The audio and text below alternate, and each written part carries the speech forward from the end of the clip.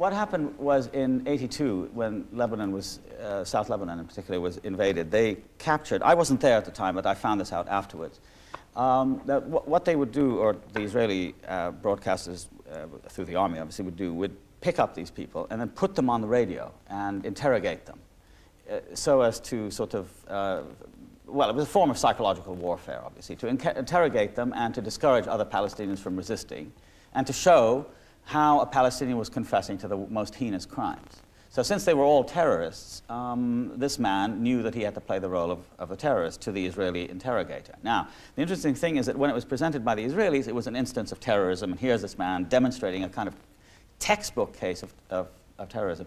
In Beirut, one of the ways I got this is that a cassette recording of this was made and played over in the evening as a way of entertaining people, how this Palestinian sort of putting on the Israeli interrogator. So, I mean, I'll translate some of the Arabic stuff in it.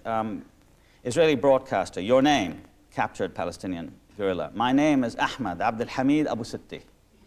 What's your movement name? My movement name is Abu Layl, which in English means father of night. I mean, a rather threatening, kind of horrible sound to it. Tell me, Mr. Abu Layl, to which terrorist organization do you belong? I belong to the Popular Front for the Liberation, in Arabic, he says, Jabha Sha'biyya al-Tahrir. Then he interrupts himself, he says, I mean, the Takhrib, I mean terrorization of Palestine. And when did you get involved in a terrorist organization? When I first became aware of terrorism. And what was your mission in South Lebanon? My mission was terrorism. In other words, we would enter villages and just terrorize, يعني منخش على الضياع ومنخرب in Arabic. And whenever there were women and children in particular, we would terrorize. Everything and all we did was terrorism. And did you practice terrorism out of belief in a cause or simply for money? No, just for money. What kind of cause is this anyway? Why? Is there still a cause? We sold out a long time ago. Tell me, where do the terrorist organizations get their money? From anyone who has spare money for terrorism. In other words, from the Arab regime. I mean, it's incredible that that the Israeli, well, it goes on. I mean, it's obviously too long, but anyway.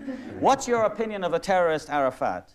I swear that he's the greatest terrorist of all. He's the one who sold us and the cause out. His whole life is terrorism. Of course, to a Palestinian, this could mean that he's the most committed of all Palestinians, you see, but it sounds as if he's a total sellout. What's your opinion of the way the Israeli Defense Forces have conducted themselves?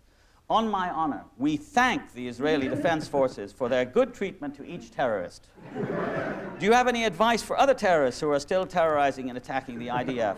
My advice to them is to surrender their arms to the IDF, and what they'll find there is the best possible treatment. Lastly, Mr. Terrorist, would you like, would you like to send a message to your family? I'd like to assure my family and friends that I'm in good health, and I'd also like to thank the enemy